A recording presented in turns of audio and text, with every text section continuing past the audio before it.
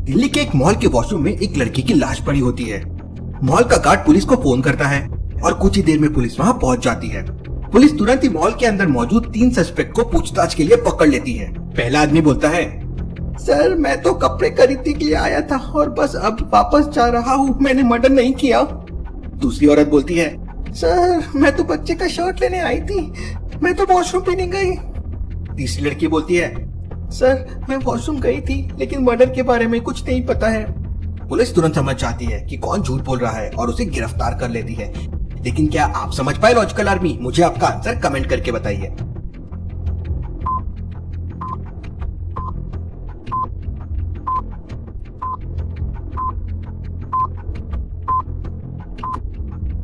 तीनों लोगों ने कहा उन्होंने मर्डर नहीं किया है, लेकिन अब दूसरी औरत के कान को देखिए। उसके एक कान में इयररिंग तो है लेकिन दूसरे की गायब है और वो दूसरी इयररिंग वॉशरूम में डेड बॉडी के बाजू में पड़ी है।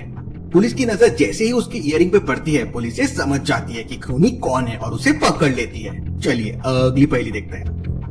राहुल अपनी बहन रेखा के साथ बाजार जा रहा था। तभी राहुल अपनी बहन से बोलता है कि अगर मेरे एक सवाल का सही जवाब दोगी तो मैं तुम्हें चॉकलेट खिलाऊंगा। रेखा जवाब देने के लिए तैयार हो जाती है। देखो सामने 3 बाइक वाले आ रहे हैं, लेकिन कोई भी बाइक चलाकर नहीं आ रहा है। तीनों ही अपनी बाइक को हाथ से धकेल रहे हैं। अब उनमें से एक ऐसा है जिसके बाइक में पेट्रोल नहीं है। क्या तुम बता सकती हो तीनों में कौन है जिसके बाइक में पेट्रोल नहीं है? क्या आप बता सकते हैं रेखा ने उन तीनों में कौन सी बाइक को चुना होगा जिसमें पेट्रोल नहीं है? सोचिए सोचिए।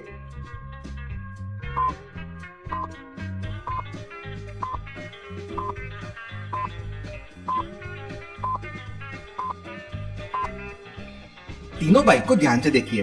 पहले और तीसरे बाइक के टायर पंचर है, इसलिए पहले और तीसरे बाइक को धकेला जा रहा है। लेकिन दूसरे बाइक का टायर तो बिल्कुल ठीक है, लेकिन फिर भी उसे धकेला जा रहा है, यानी कि यही बाइक है जिसमें पेट्रोल नहीं है। रेखा सही जवाब दे देती है और राहुल उसे चॉकलेट खिला देता है। चलिए अगली पहेली देखते हैं। ट्रेन में विकलांगों के लिए फ्री टिकट की सेवा होती है। टीटी को खबर लगती है कि ट्रेन में एक ऐसा आदमी है जो नकली विकलांग बनकर फ्री में यात्रा कर रहा है। टीटी तुरंत ट्रेन में पहुंचकर 3 ऐसे सस्पेक्ट को पकड़ता है जिनके पैर खराब होते हैं। टीटी उन तीनों से उनका नाम और उनके काम के बारे में पूछता है। पहला कहता है, मेरा नाम सुधीर है, मैं हिंदी का टीचर हूँ। दूसरा कहता है, मेरा नाम कमलेश है, मैं एक बस ड्राइवर हूँ। तीसरा कहता है, मेरा नाम रोहित है, मैं चेस खेलता हूँ। टीटी तुरंत समझ जाता है कि कौन विकलांग होने का नाटक कर रहा है। लेकिन क्या आप समझ पाए लॉजिकल आर्मी? सोचिए सोचिए।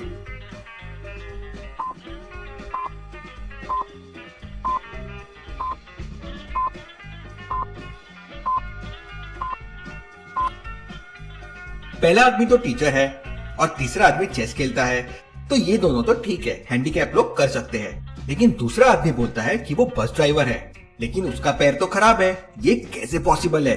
मतलब वो झूठ बोल रहा है। पुलिस उसे पकड़ लेती है। चलिए अगली पहेली देखते हैं। एक चौराहे पर रोड एक्सीडेंट में एक बूढ़ी औरत मर जाती है। एक्सीडेंट किस गाड़ी से हुआ ये कोई देख नहीं पाता। पुलिस तुरंत अगले चौराहे पर ऐसे 3 कार वालों को रोकती है जिन पर शक होता है। पुलिस तीनों से कहती है, पिछले चौराहे पर एक मौत हुई है, उसका एक्सीडेंट तुम तीनों में से किसी कार से हुआ है।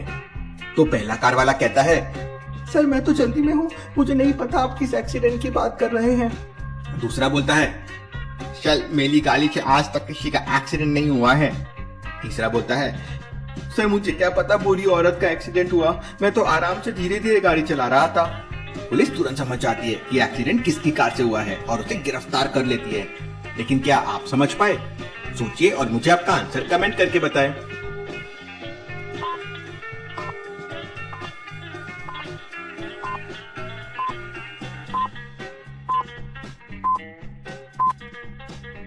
पुलिस ने ये तो नहीं बताया था कि एक्सीडेंट किसका हुआ है, आदमी का, औरत का या बुढ़िया का।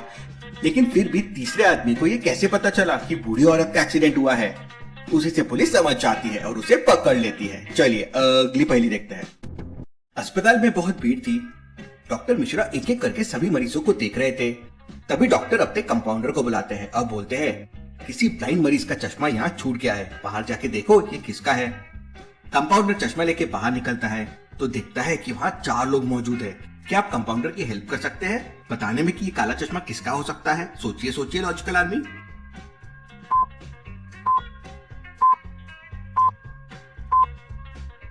चारों लोगों को ध्यान से देखिए। सबसे पहले ये बूढ़ा आदमी है जो कि अखबार पढ़ रहा है, मतलब ये ब्लाइंड नहीं हो सकता। दूसरा बच्चा मोबाइल फोन में कुछ देख रहा है, मतलब ये भी नहीं हो सकता। और तीसरी एक औरत है, वो भी अपने मोबाइल में कुछ देख रही है, मतलब ये भी नहीं हो सकती। मतलब चौथा वाला लड़का जो हाथ में स्टिक लेकर चुपचाप बैठा है, वही वो ब्लाइंड होगा और चश्मा उसी का होगा। कंपाउंडर उसे चश्मा दे देता है। चलिए अगली पहेली देखते हैं। एक पुलिस स्टेशन में सारे पुलिस अपना काम कर रहे होते हैं। तभी वहाँ एक इंस्पेक्टर को खबर लगती है कि सिपाही के कपड़े पहनकर एक क्रिमिनल पुलिस स्टेशन में काम कर रहा है और यहाँ का सारा डेटा लीक कर रहा है। पुलिस स्टेशन में 4 सिपाही ऐसे थे जो नए नए भर्ती हुए थे। इंस्पेक्टर उन चारों सिपाही को अपने सामने बुलाता है और उन चारों के आईडी कार्ड चेक करता है और तुरंत समझ जाता है कि चारों में कौन नकली है। क्या आप बता सकते हैं लॉजिकल आर्मी कौन नकली है? सोचिए सोचिए।